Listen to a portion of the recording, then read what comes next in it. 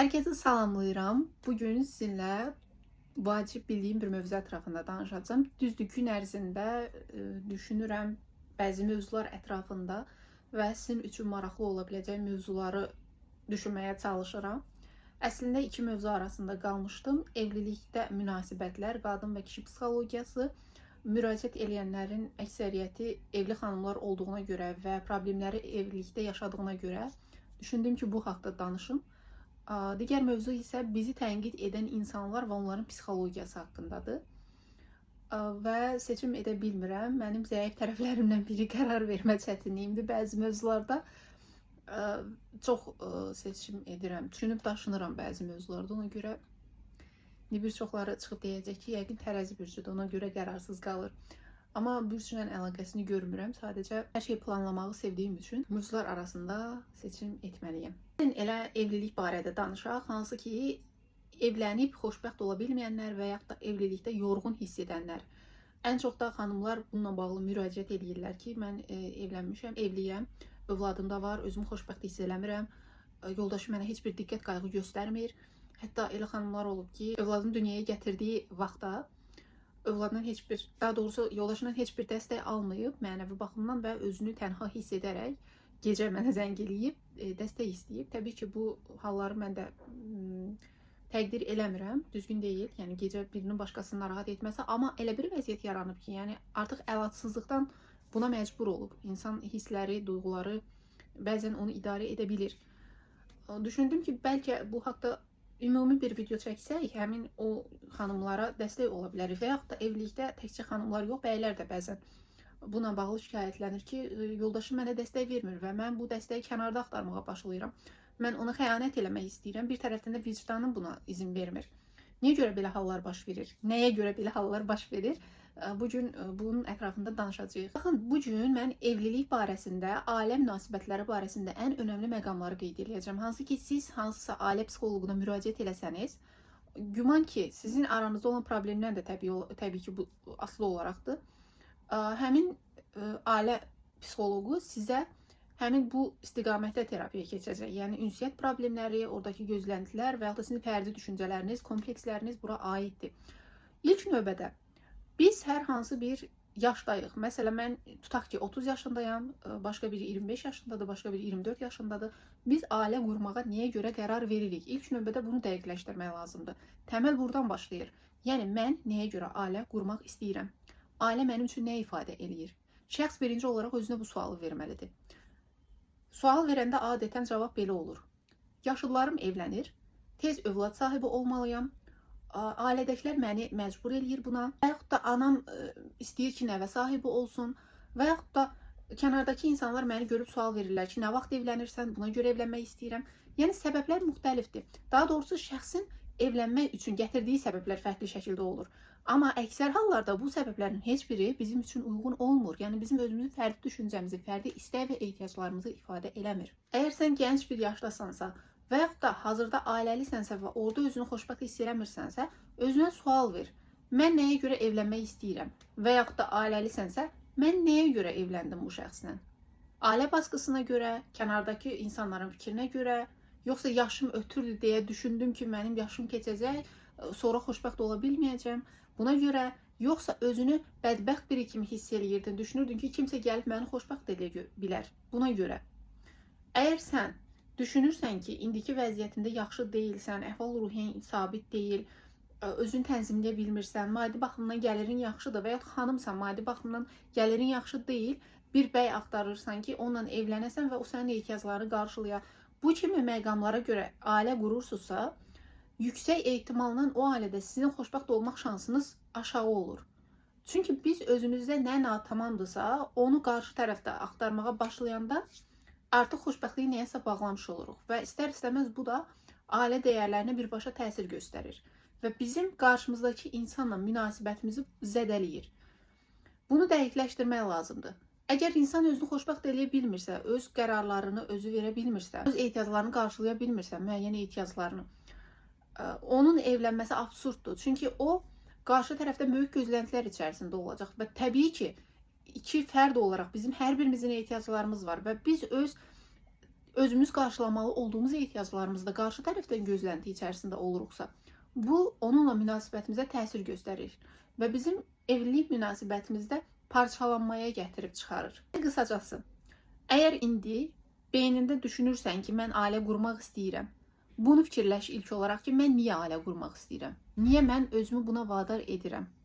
Bu sualın cavabını əgər belə dəqiqləşdirsən ki, mən özüm hazırda özümü xoşbəxt hiss edirəm, müəyyən qədər gəlirim var, müəyyən qədər özümü idarə etməyi bacarıram, ehtiyaclarımı qarşılayıram. Sadəcə həyatımda başqa bir insanın da olmasını istəyirəm ki, bu xoşbəxtliyimi, bu dəyərlərimi onunla bölüşüm, onunla bir yola çıxım. Əgər belə bir düşüncə tərzinə sahibsənsə, sənin ailə qurmağın tam sağlam bir təfəkkürlü insanın ailə qurmağıdır. Yox, əgər düşünürsənsə ki, sən pis əhval-ruhiyyədəsən və o sənə təsir göstərəcək, kənardakı insanlar düşünür ki, sənin yaşın keçir və yaxud da ailədə ata-anan səni buna məcbur eləyir, özünü ailədə artıq hiss eləyirsən, bu artıq sənin bir qaçış vasitənə çevrilir. Və orada xoşbəxt olarsan, xoşbəxt olmazsan, təbii ki, bu da sual altındadır. Əksər hallarda insan hazırda olduğu mühitdən qaçdığı yerdə də özünü narahat hiss eləyir.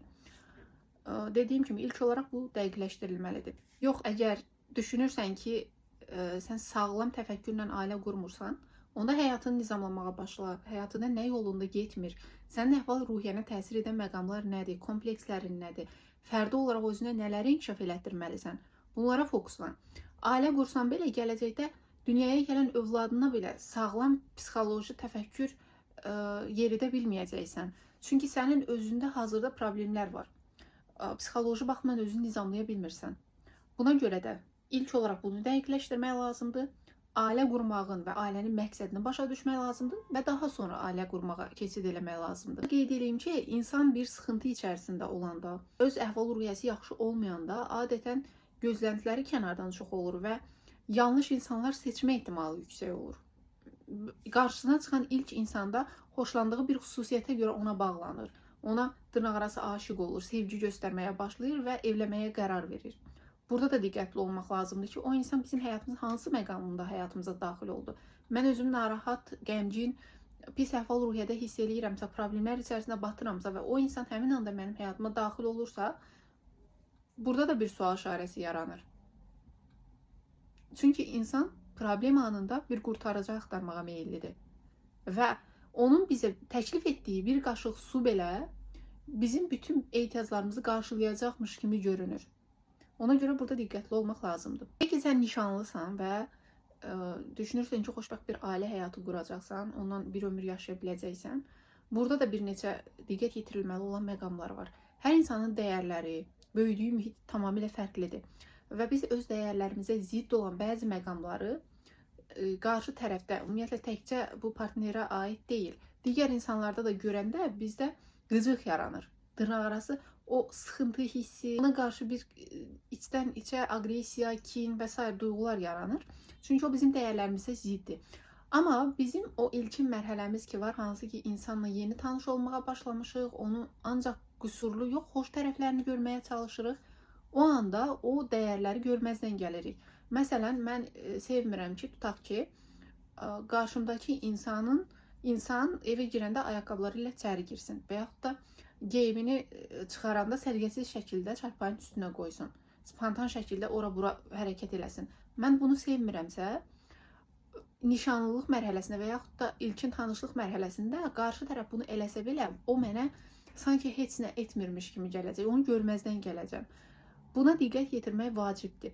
Çünki ilk mərhələdə bizim görməzdən gəldiyimiz xüsusiyyətlər sonraki mərhələdə həyatımıza ciddi şəkildə təsir göstərir və bir növ dırnaqarası desəm gözə batmağa başlayır. Yəni artıq onlar sizə bir iynə kimi batır. Mən niyə əvvəldən bunları görməmişəm və yaxud da əvvəldən bunu hiss eləmirdim, indi baxıram ki, onun davranışları dəyişib. Və yaxud da belə xanımlar ifadə işlədir ki, evlənmədən öncə tamamilə fərqli idi, evlilikdən sonra tam dəyişdi. Əslində dəyişmir. Bir növ biz onun müsbət, stəkana boş yox, dolu tərəfdən baxmağa başlayırıq. Evlənəndən sonra isə tam onu gördüyümüz üçün o insanın xüsusiyyətləri bizə toxunmağa başlayır. Ən çox problem yaradan səbəblərdən biri maddiyyat məsələsidir. Düzdür, maddiyyat məsələsi deyərdim ki, insanlar bir-birinə həqiqi, yəni səmimi sevgi göstərirlərsə, bir-birinin xarakteri uyğundursa, maddiyyat məsələsini bir nöqtədə həll etmək olur. Amma müəyyən qədər təsiri olur. Çünki maddiyyat insanın təbii ehtiyaclarının qarşılanması üçün lazımlıdır. Və burada artıq o ehtiyacların qarşılanması üçün belə maddi çətinlik çəkəndə insan qarşı tərəfdən soyumağa başlaya bilər və bu da ciddi ünsiyyət problemləri, şəxsi problemlər yarada bilər. Buna görə də ilk növbədə öz gözləntilərinizi və qarşı tərəfin gözləntilərinizi nəzərə alın ailə quran zaman. Xərclərinizi artırmağın yollarını düşünün. O insanın gələcəkdə sizin maddi ehtiyaclarını qarşılayıb qarşılamayacağını təyin eləyin. O da bunun fərqində olsun ki, bir problem yaranmasın. Digər bir məsələ və ən önəmli bildiyim məsələ ailə daxilində fərdlər arasında gözləntilərin olmasıdır. Böyük gözləntilərin olması. Məsələn, mənim uşaqlıqdan təqdir ehtiyacım qarşılanmayıb və istər-istəməz bağlı olduğum insanlardan ilk gözləntim təqdir etməsidir məni. O məni nə qədər təqdir eləsə belə, mənim gözləntim 100-dürsə, o məni 10, 20, 30 təqdir eləyirsə, yenə də mənim həmin o gözləntim qarşılanmır və nəticədə o insana qarşı duyğularım dəyişməyə başlayır. O insanı bir növ daha fərqli bir simada görürəm. Daha fərqli bir insan kimi təsəvvür edirəm. Halbuki o mənə heç nə eləməyib bəlkə də. O mənə heç bir mənfi söz deməyib, heç bir mənfi duyğu yaşatmayıb. Sadəcə mən o gözləntilərimi ona qarşı yüksək qoymuşam və bu da mənə təsir eləyir. Məsələn, xanım əgər uşaq vaxtdan öz atasından, öz ailəsindən yetəri qədər dəstək görməyibsə, dəyər almayıbsa, o dəyəri qarşı tərəfdən gözləməyə başlayır. Tutaq ki, beynində bir illüziya kimi yaradır ki, o indi gələcək, daha doğrusu bir xəyal kimi canlandırır. O indi gələcək, mənə nəsə alacaq və s. və yaxud da mənim ad günümdə o mənə filan şeyləri hədiyyə edə bilər.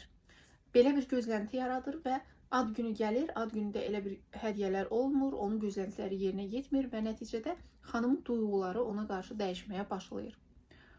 Və bu kimi məqamlar qeyd olunmalıdır, nəzərə alınmalıdır ki, mənim gözləntilərim nə dərəcədə həqiqətə uyğundur.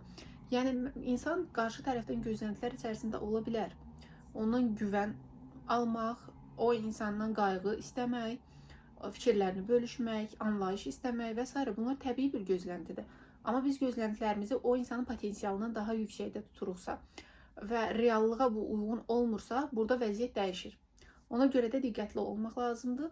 Gözləntilərimizi reallığa uyğun şəkildə tənzimləməliyik. Gözlənti qoyan zaman düşünməliyik ki, bu mənim hansısa uşaqlıq ehtiyacımın bir yansımasıdır, yoxsa həqiqətən mənim buna ehtiyacım indi mi var?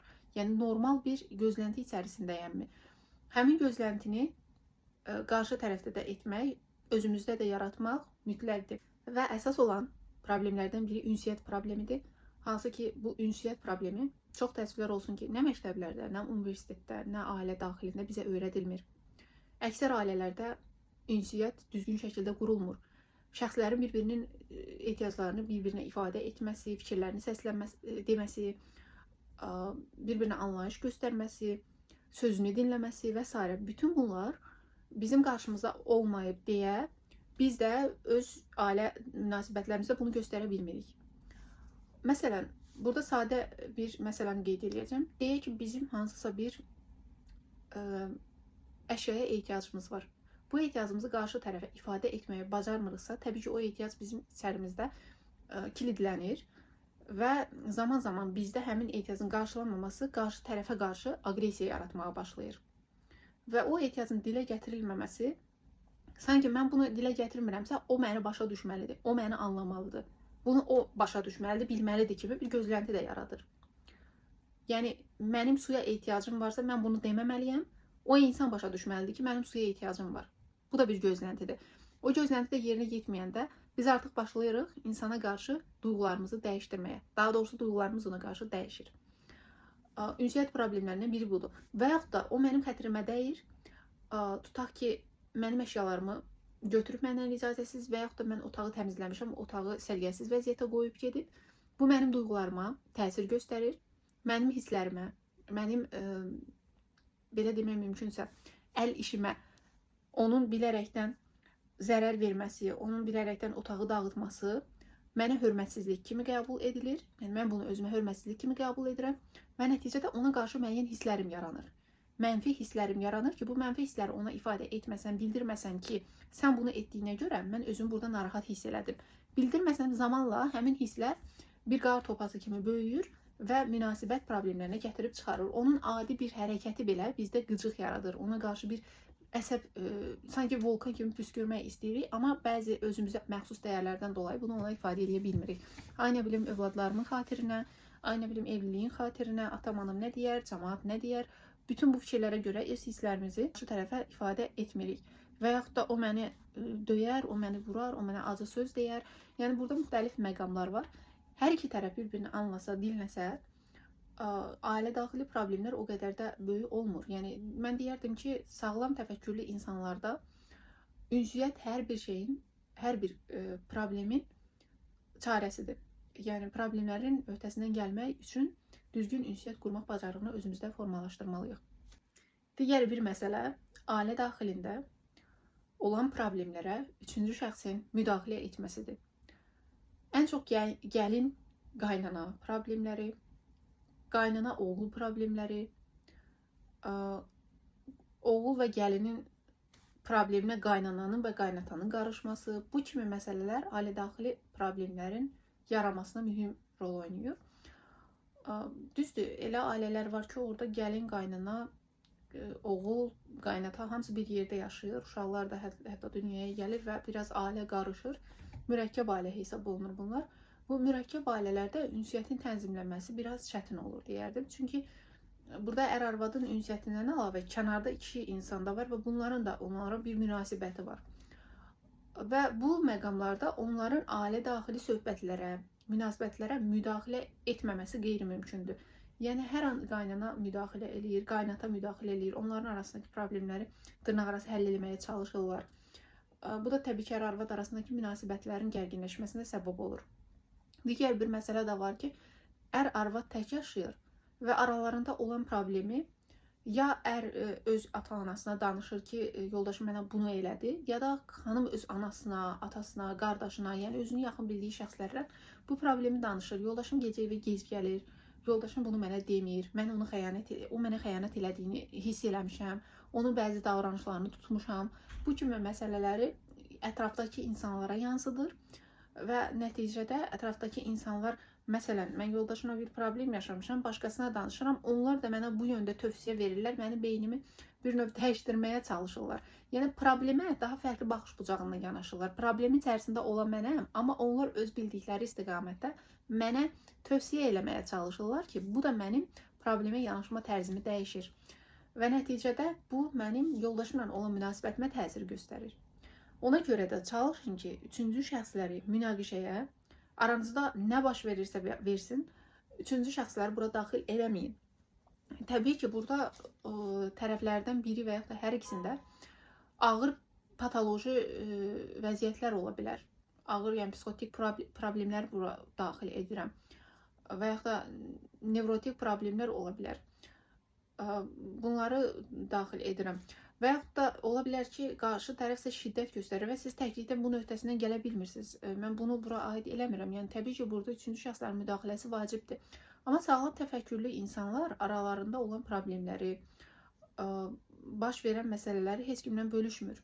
Planlarını belə heç kimə demir. Öz aralarında həll eləyir və düzgün istiqamət axtarmağa çalışırlar.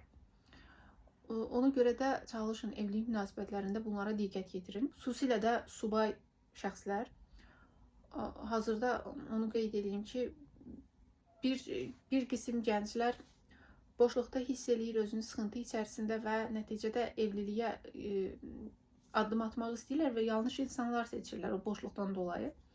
Bəziləri isə ümumiyyətlə heç kimlə münasibət qurmaq istəmirlər və günlük münasibətlər və yaxud da bir həftəlik, bir aylıq, yəni keçici münasibətlər quraraq öz ömürlərini bu şəkildə davam elətdirirlər. Bunların düşünürəm ki, hər ikisi bizim psixoloji vəziyyətimizə zərərlidir. Ümumiyyətlə, insanın yaşam keyfiyyətinə zərərlidir. Ortaq bir yol tutmaq, sağlam ünsiyyət qurmaq, sağlam münasibətlər yaratmaq insanlarla, səmimi söhbətlər etmək və özünün nə istədiyini dərk etmək burada çox önəmlidir. Bundan əlavə, hansı bir sualınız varsa, onu da qeyd edelim ki, mən özüm ailəli deyiləm və burada verdiyim məlumatlar şəxsi müraciət edən danışanlarımın həyat təcrübəsindən, bundan əlavə öyrəndiyim bilgilər, kitablar və s. bütünlüklə öz həyat təcrübəmi əhatə edir. Yəni fərdi olaraq ailə mühitinin içərisində olsam da özüm iki insan münasibətlərinin içərisində deyiləm. Yəni ailəli olmadığıma görə gözümdən qaçan bəzi məqamlar ola bilər və sizin də bununla bağlı suallarınız varsa aşağıda qeyd edin. Onu da deyim ki, əgər kanalıma abunə olmamısınızsa, abunə olmağı, həmçinin bu videonu bəyənməyi və şərh yazmağı unutmayın. Bunlar mənim üçün önəmlidir. Çünki burada qeyd etdiyim videoları sizdən başqa izləməyə ehtiyacı olan digər insanlar da var və sizin bunu etməyiniz videonun digər insanların qarşısına çıxma ehtimalını artırır. Və bu yönümdən dəstək olsanız çox sevinərəm. Təşəkkür edirəm hər birinizə.